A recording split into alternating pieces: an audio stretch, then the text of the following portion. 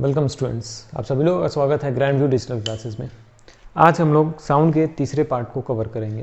पहले दो पार्ट में हमने देखा कि साउंड किस तरह से प्रोड्यूस होता है और किस तरह से प्रोपगेट होता है। दूसरे पार्ट में हमने देखा कि साउंड के कितने कैरेक्टरिस्टिक हैं और कौन कौन से कैरेक्टरिस्टिक किस चीज़ पर इफेक्ट डालते हैं। अब हम लोग तीसरे पार्ट में देखते हैं कि साउंड्स के टाइप क्या क्या हैं और साउंड को हम लोग सुनते कैसे हैं। चलिए शुरुआत करते हैं।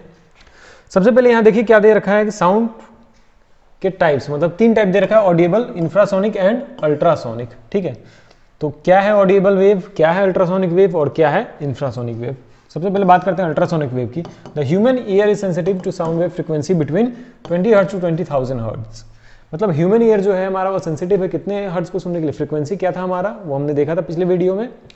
तो 20 हर्ट्ज टू 20,000 हर्ट्ज के जो भी साउंड प्रोड्यूस होते हैं उनको हमारा ह्यूमन ईयर कैपेबल होता है सुनने के लिए, और इसी रेंज को कहते हैं हम ऑडिबल रेंज। मतलब इस रेंज के बियॉन्ड अगर कोई भी साउंड हो, या तो 20 हर्ट्ज से कम हो या 20,000 हर्ट्ज से ज़्यादा हो, वो साउंड अगर प्रोड्यूस हो रहा है तो वो ह्यूमन ईयर कैपेबल नहीं होता है सुनने के लिए।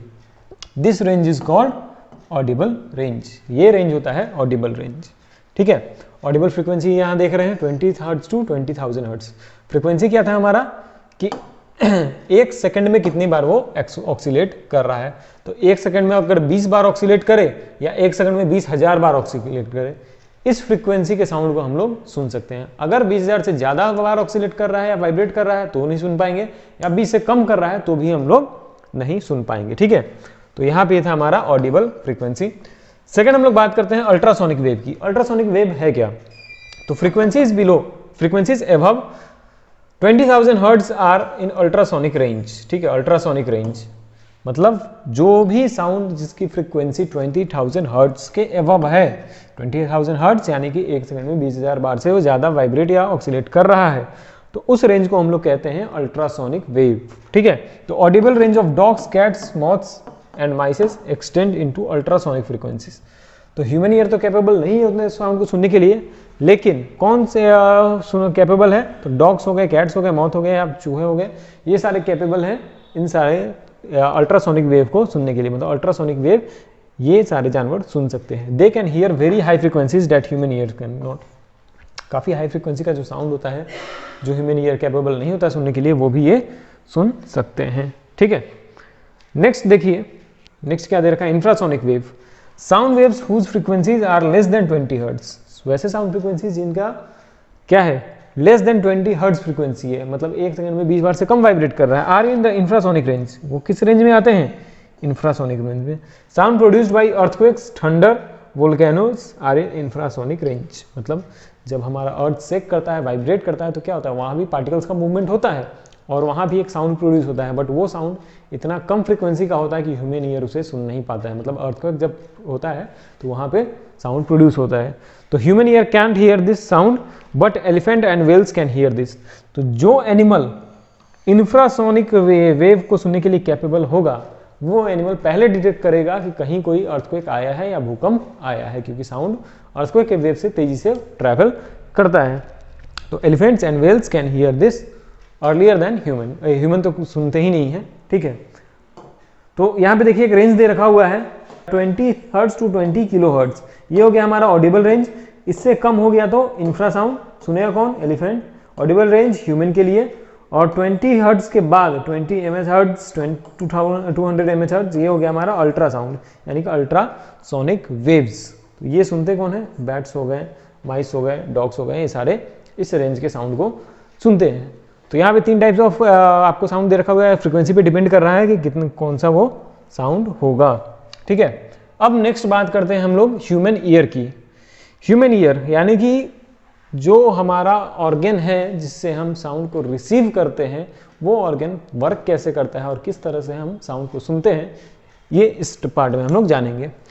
तो पहले देखिए, the funnel shaped outer ear collects the sound. The sound waves passes through the ear canal to the thin and stretched membrane called eardrum or tympanum. ठीक है, तो यहाँ पे सबसे पहले दे रखा है कि आउटर ईयर। आउटर ईयर कहने का मतलब हो गया हमारा जो पिन्ना है, ये वाला पार्ट आउटर ईयर, जो साउंड वेव्स को रिसीव करता है। ठीक है, आपका जो कान है, कान का जो आउटर पार्ट है जिसको हम लोग पिन्ना भी बोलते हैं, वो क्या करता है, साउंड वेव्स को रिसीव करता है और रिसीव करके रीडायरेक्ट किधर करता है, ईयर कैनाल की तरफ। ठीक है, जो ईयर कैनाल होता है ये हो गया आपका, ठीक है। अब ये ईयर कैनाल क्या करेगा, इस साउंड को भेज देगा कहाँ, ईयर ड्रम की तरफ। ईयर ड्रम क्या है, एक पतला सा मेम्ब्रेन है जिसको हम लोग क्या बोलते हैं, कान का चदरा, ठीक है। वो पतला सा मेम्ब्रेन है जो कि वाइब्रेट करता है, जब हम साउंड को भी सुनते हैं तो अंदर ही अंदर वाइब्रेट करता है, ठीक है। तो वहां पे ये दे रखा हुआ है ear drum. The ear drum vibrates and produces vibration. यहाँ पे क्या होता है, जो भी हम लोग साउंड हमारे कान तक आ रहा है उस वाइब्रेशन को वो ऑब्जर्व करता है, और ईयर ड्रम जो वाइब्रेट करता है फिर वो आगे फर्दर इसको फॉरवर्ड करता है। फॉरवर्ड कहाँ करेगा, तो देखिए यहाँ the vibrations are amplified by the 3 bones. ये जो वाइब्रेशन यहाँ पे रिसीव कर रहा है वो एम्पलीफाइड करने का मतलब बढ़ा दिया जाता है। बढ़ाया जाता है किसके द्वारा, 3 bones of the middle year called hammer, anvil and stirrup, ठीक है। इसे ही हम लोग कहते हैं मैलस, इनकस और स्टेपस। ये है यहाँ 3 बोन्स। 3 छोटे छोटे बोन्स होते हैं ईयर में। बोन्स इतने छोटे होते हैं कि वो राइस जो आप लोग खाते हैं, चावल के दाना, उतने छोटे बोन्स होते हैं। उनका काम क्या होता है, जो वाइब्रेशन रिसीव हुआ है उसको एम्पलीफाई करके आगे नेक्स्ट कॉक्लिया तक पहुंचाना, ठीक है। तो the middle ear then transfer the sound waves into the inner ear. ये मिडिल ईयर का काम है। आउटर ईयर का काम क्या है, साउंड को रिसीव करना। मिडिल ईयर का काम क्या है कि उसको एम्पलीफाई करना। ईयर ड्रम से जो वाइब्रेशन में आता है उसको वो एम्पलीफाई कर देते हैं। अब काम आता है हमारे इनर ईयर का। तो in the inner ear the sound waves converted into electrical signals by cochlea and sent to brain through the auditory nerves. जानते हैं आप लोग कि नर्वस सिस्टम का काम क्या होता है। नर्वस सिस्टम का काम होता है सिग्नल को पास करना, जो हमारे ईयर हो, आईज हो, स्किन्स हो, ठीक है, इन सब से लेकर ब्रेन तक और ब्रेन से लेकर इन सब चीज़ों तक। तो यहाँ पे काम किसका आएगा, ऑडिटरी नर्व का, ठीक है। जो वाइब्रेशन अभी यहाँ पे क्या हुआ, एम्पलीफाइड हुआ 3 बोन्स के द्वारा, वही वाइब्रेशन अब जाएगा कॉक्लिया में। कॉक्लिया हमारा अंदर का कान का जो इनर पार्ट होता है वो उसको कहते हैं। उसमें क्या होता है, एक मोम टाइप वैक्स लाइक स्ट्रक्चर होता है उसमें, वैक्स लाइक एक मटेरियल प्रेजेंट होता है उसमें। वो मटेरियल क्या करता है, उसमें वो जो वाइब्रेशंस है उनको इलेक्ट्रिकल सिग्नल में कन्वर्ट करता है और वो हमारे ब्रेन तक जाता है। और ब्रेन फिर क्या करते हैं, ब्रेन सुन के बताते हैं कि ये साउंड किसका है, कैसा है, मोटा है, पतला है, थिन है, थिक है, श्रिल्ड है, ठीक है। अलग अलग जो भी हमारे अभी कैरेक्टरिस्टिक पढ़े थे साउंड के बारे में वो सब बताता है। The brain interprets the signal as sound, that is how we hear. इसी तरह से हम लोग क्या करते हैं, सुनते हैं। तो यहाँ पे देखिए कितने पार्ट में काम कर रहा है ईयर हमारा, 3 पार्ट में। सबसे पहले आउटर ईयर जो कि वेव्स को रिसीव करने का काम कर रहा है। वेव्स रिसीव करके भेज कहाँ रहा है, ईयर कैनाल के थ्रू होते हुए ईयर ड्रम के पास। ईयर ड्रम का काम क्या है, ईयर ड्रम वाइब्रेट करता है, सिग्नल को रिसीव करता है और भेज देता है फिर आगे कहाँ पे, मैलस, इनकस और स्टेपस के पास, जो कि इसको एम्पलीफाई करते हैं। एम्पलीफाई जब मिडिल ईयर में एम्पलीफाइड हो जाता है साउंड, तब ये फिर मूव करता है आगे कॉक्लिया के पास। कॉक्लिया का काम क्या है, कॉक्लिया इसको कन्वर्ट करता है इलेक्ट्रिकल सिग्नल्स में, और वही इलेक्ट्रिकल सिग्नल्स हमारे ब्रेन तक जाते हैं और ब्रेन इनको इंटरप्रेट करता है कि किस टाइप का ये साउंड है। तो इस तरह से हमारा ईयर क्या होता है, प्रॉपर फंक्शन करता है इतने पार्ट्स में। यहां तक आप लोगों को समझ में आ गया होगा सभी को। अब नेक्स्ट हम लोग देखते हैं वर्किंग ऑफ ईयर। ये तो पार्ट्स था, पार्ट्स किस किस तरह से काम करते हैं। अब यहाँ पे देखिए working. The sound waves are collected by the pinna outer ear. Working of ear में सबका क्या क्या काम है वो बताया जाएगा कि the sound waves are collected by the pinna of the outer part of the ear. Sound waves जो कलेक्ट करने का काम किसका है, तो आउटर ईयर का है, जिसको हम क्या बोलते हैं, पिन्ना, ठीक है। These sound waves pass through the ear canal and fall on the ear drum. अच्छे से समझिएगा इसको। ये साउंड वेव्स ईयर कैनाल से पास होके कहां जा रहे हैं, ईयर ड्रम में, ठीक है। अब ये ड्रम क्या हो रहा है, वाइब्रेट करेगा। फिर when the sound waves fall on the ear drum starts vibrating back and forth rapidly. जब ये साउंड वेव्स क्या होता है, वेव्स का हमेशा क्रेस्ट और ट्रफ होता है जो कि इसको वाइब्रेशन को कॉज करता है, वाइब्रेशन की वजह से होता है, और जहां टकराता है वहां भी वाइब्रेशन कॉज करता है, ठीक है। तो vibrating back and forth rapidly, the vibrating eardrum causes small bones hammered to vibrate, ठीक है। जो वाइब्रेशन ईयर ड्रम से अब पास होकर कहां जा रहा है, जो छोटा सा बोन था ईयर का, स्मॉलेस्ट बोन हमारे बॉडी में कहां होता है, वो भी ईयर में ही होता है, यही है, ठीक है, हैमर। तो ये small bone hammer to vibrate, इनको वाइब्रेट करने का इनके पास भेजता है जो वाइब्रेट करते हैं। From hammer vibrations are passed on the second bone anvil and then the third bone stirrup. यहां से वो वाइब्रेट करते हुए सेकेंड बोन के पास भेजते हैं, ठीक है, second bone anvil and then to the third bone stirrup. ये इन सब क्या कर रहे हैं, ये सब उसी पैटर्न में वाइब्रेट कर रहे हैं बट उसको बढ़ा दे रहे हैं। वाइब्रेशन वही है बट क्या कर रहे हैं, उसको थोड़ा सा एम्पलीफाई कर रहे हैं। ठीक है, यहाँ पे देखिए मैलस जो ईयर बोन है, incus and stapes. The vibrating stirrup strikes to the membrane of oval window and passes the amplified vibration to the liquid cochlea. Liquid wax like structure था जिसको बताए थे। ठीक है, तो जो स्टिरअप है वो strikes on the membrane of oval window and passes the amplified vibration to the liquid cochlea. यहाँ पे देखिए, यहाँ से ये पास किया किसके पास, ये कॉक्लिया का स्ट्रक्चर है, ये स्ट्रक्चर जो है ये है कॉक्लिया का स्ट्रक्चर।